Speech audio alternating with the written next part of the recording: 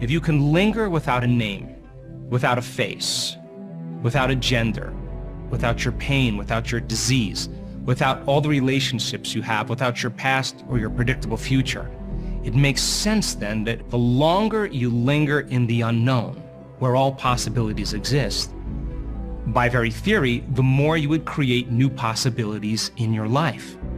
So then, just like in the quantum physics experiments, where they were observing the electron, and the electron went from a cloud of possibilities, the wave function, and it collapsed into a particle, all of a sudden when they turned their back and no longer looked or observed the electron, it turned into possibility. It's possible then that when you disconnect from everything known in your life, and you're no longer observing your life from the same level of mind, that your life can turn into possibilities, just like the electron turns into possibilities. Now, getting to the present moment is the work. The moment you start noticing that your attention is going to memories of the past that are connected to certain emotions in your meditation, that's the habit of how you've been thinking up until this point. And you have to break that habit, which means that you have to return your attention back into the present moment and unfold as an awareness back into possibility. And every time you do that, that's a victory. When you start to notice that you want to get up and quit, and you settle it back down into the present moment and you unfold back into possibilities, that means then you're telling your body that it's no longer the mind, and you're executing a will that's greater than the program. And if you keep doing that over and over again, the body will begin to surrender into the present moment, just like training an animal. Once it finally can surrender into the present moment, if where you place your attention is where you place your energy, and all of your attention and energy is in the present moment, you have a lot of energy to do amazing things. So then all those possibilities that exist in the quantum field exist as electromagnetic possibilities. They exist as frequencies that you have to begin to connect to. So then, what are the ingredients that allow us to tune into those potentials that already exist in the quantum field? Well, that requires two things: a coherent brain, that is a clear intention, and an elevated, heartfelt emotion. That is what begins to open our hearts and creates coherence in our heart. So then if you are disintegrated in your brain, and that you have incoherence in your brain, and you haven't trained your heart to begin to become more orderly and produce a powerful magnetic signature, then you can't read information or broadcast frequencies into the field. In a sense then, you're on the wrong radio station, and the more coherent your brain is, the more coherent your heart is, the more you can tune into those potentials. Now let's demystify the process. So many people spend their entire life creating lack. They see something that they want, like a new car or a new wardrobe, and they notice that they don't have it. And when they notice that they don't have it, they experience separation or lack. So what they start to do is they start thinking about having that car. They close their eyes, and in a period of time, they start seeing themselves actually driving the car. But when they open their eyes and they realize that the car hasn't manifested, they start experiencing more lack. So then they try harder to get it. And how do they try? They force, they wish, they control, because they're matter trying to change matter. Once you begin to open your heart, once energy makes it to this center right here, this is our connection to the unified field. This is the center we create from.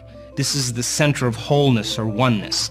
This is where our divinity begins. This is the union of polarity, or the union of opposites.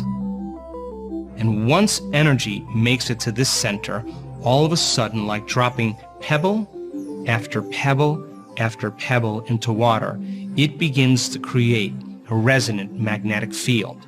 And that field can be up to 3 meters wide. Now you're starting to open up and become more energy and less matter, more wave and less particle. And now once energy makes it here, that energy can carry information or a thought or intention, and you can begin to lay the thought on that energy, because that energy is consistent with your healing. That energy is consistent with your new dream. The energy is consistent with your new job or your new relationship. That energy can carry the thought of your dreams. The energy of suffering can't carry the thought of your wealth because it's not consistent with that energy. So then when you begin to open your heart and you raise your energy and you begin to lay the thought on it, think of the thought as the electrical charge in the quantum field, and think of the feeling as the magnetic charge in the quantum field. And how you think and how you feel begins to broadcast new energy and new information into the field. And for whatever you broadcast into the field is your experiment with destiny. So then when you get really good at creating brain coherence and heart coherence, and you know how to elevate your emotional state, and you begin to feel the emotion of your future before it's made manifest, then you're no longer living in lack. You feel like your dream has already happened. So then when there's a vibrational match between your energy and a potential that already exists in the quantum field, now you no longer have to go anywhere to get your dreams. Now you are connected to that field of information that's connected to everything material. And when there's a vibrational match between your energy and that potential, now all of a sudden you'll begin to collapse time and space, and you'll begin to draw the experience to you. And now you no longer have to go anywhere to get it. You are the vortex to your creation. So think of it like this. The thought sends the signal out, and the feeling draws the event back to you. So if you're intending on having a future, and you're waiting for the experience to happen so you can feel the emotions of your wealth or of your freedom, of your new relationship, then you're sending the thought out, but you're not drawing the experience back to you. So here's a great example. The HeartMath Institute did a novel study where they took a group of people that were expert prayers, and they set 3 vials of DNA in front of them. And they said to them, now listen, with all of your intent, we want you to see in your mind the DNA winding or unwinding, and just keep visualizing it winding and unwinding. That's the concept of the mind. They did it over and over again, and they checked to see if the DNA was changed in any way. And at the end of the experiment, the DNA was never changed. Intention did nothing to affect the DNA.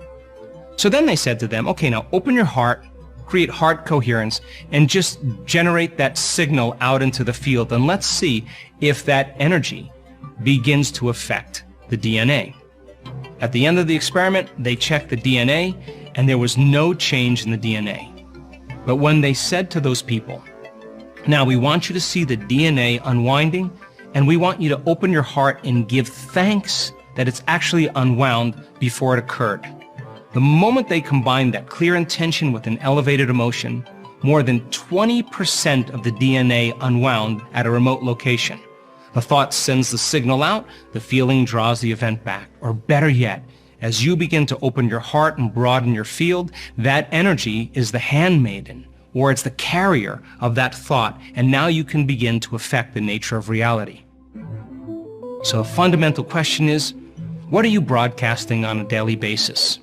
If you finish your meditation and you combine a clear intention with an elevated emotion, and your heart is open, and you feel connected to the energy of your future, it's your job to maintain that modified state of mind and body your entire day. And if you can, get ready. Something unusual is going to happen in your life. And it's going to come in a way that you least expect, that surprises you and leaves no doubt that it's come from your connection to the field. And you won't be able to predict when it's going to happen or how it's going to happen, because if you're looking to predict it, you're laying down a known over an unknown. You have to live in the realm of possibility, in a new state of being. And the moment you say, I got frustrated because of a coworker, I got angry because I was in traffic, and you disconnected from the energy of your future, now you're back to the energy of your past, and don't expect anything to change in your life. So then our job then is to be able to regulate the state with our eyes open as well as our eyes closed. And the side effect of this, when done properly, are those synchronicities, are those serendipities, are those coincidences that are beginning to come to us. And we no longer have to go and get it now. We are now a vibrational match with everything between now and who we are in our future. And now we are collapsing our future and bringing it towards us.